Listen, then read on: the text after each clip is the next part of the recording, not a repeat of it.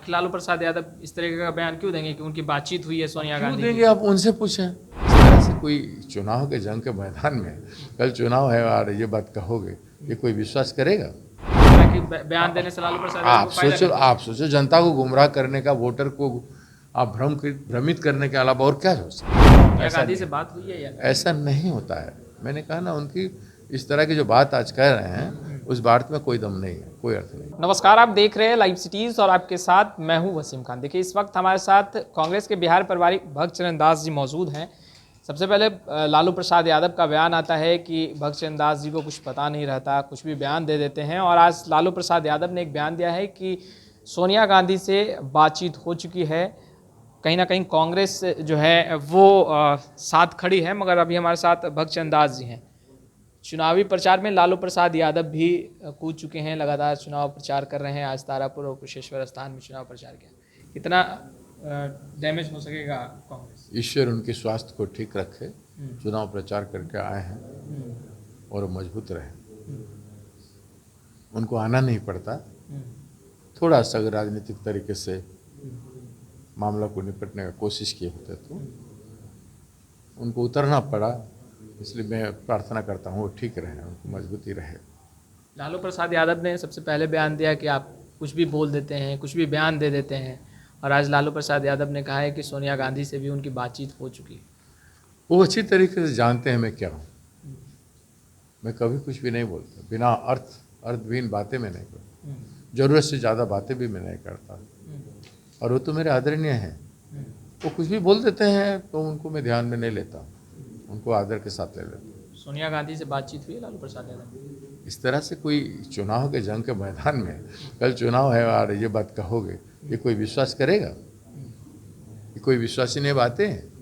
सोनिया गांधी से बात हुई है या ऐसा नहीं होता है। मैंने कहा ना, उनकी इस तरह की जो बात आज कह रहे हैं उस बात में कोई दम नहीं है, कोई अर्थ नहीं। यानी सोनिया गांधी से बातचीत नहीं हुई लालू प्रसाद यादव? निश्चित जो भी कुछ कह रहे हैं चुनाव के संबंध में जो कुछ कर रहे हैं वो गलत है। तो आखिर लालू प्रसाद यादव इस तरीके का बयान क्यों देंगे कि उनकी बातचीत हुई है सोनिया क्यों गांधी देंगे? आप उनसे पूछें। आप मुझे क्यों पूछ रहे हैं? मुझे अगर कुछ होता तो मुझे आदेश नहीं होता, निर्देश नहीं होता कि भक्त जी आपको ये कदम नहीं उठाना है, ये कदम उठाना है। होता कि नहीं?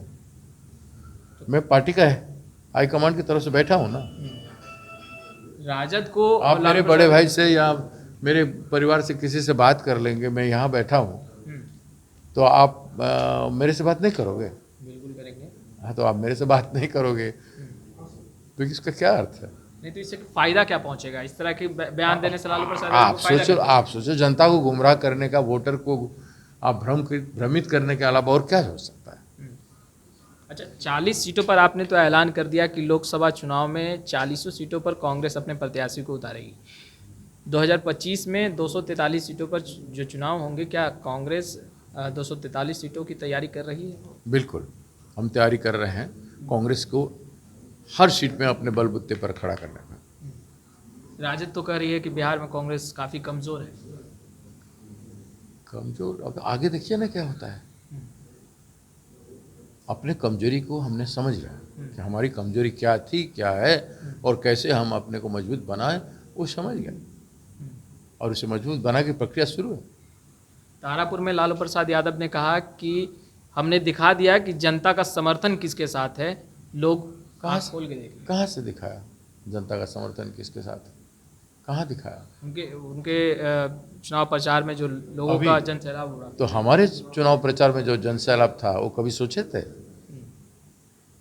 इतने साल बाद वो आए हैं तो उनको देखने कुछ लोग गए थे। अगर चुनाव नहीं होता तो हम लोग भी देखने जाते, बहुत से लोग देखने जाते। तो आप उनको वोट देने की बात कह रहे हैं। उनको सम्मान करना अलग बात है, उनको वोट देना अलग बात है। सम्मान सभी करते हैं, कौन नहीं करता है? हर कोई बिहारी करता है सम्मान। तो इसमें हमारा जन समर्थन, जो कांग्रेस को समर्थन मिला कल, जो भव्य सभा कल हुआ तारापुर में और कुशेश्वर स्थान में, उसका रिपोर्ट तो आपको मिल गया है। मैं तो कोई नया बात नहीं कर रहा हूँ। जब कन्हैया कुमार जी गांव-गांव में जा रहे हैं तो 300-400 लोग एक गांव में हो रहे हैं। जब पप्पू यादव जी रोड शो कर रहे हैं तो भरपूर लोग उनके साथ, बरबार लोग घूम रहे हैं। यही तो है सत्यता। इन नेताओं को तो राजद पहचान भी नहीं रही है। कैसे पहचानेंगे यार? पहचानने के लिए सच्चाई होना चाहिए। सत्य को सत्य मानने से पहचाना जा सकता है। हम आपके अस्तित्व को, कुछ भी हो, अब हो सकता है एक छोटे न्यूज हो, लेकिन आपके अस्तित्व है, हम पहचान रहे हैं आपको, इसलिए आपसे बात कर रहे हैं। हम बड़े से भी बात कर रहे हैं, आपसे भी बात कर रहे हैं, बराबर से। ये हमारी पहचानने का तरीका है।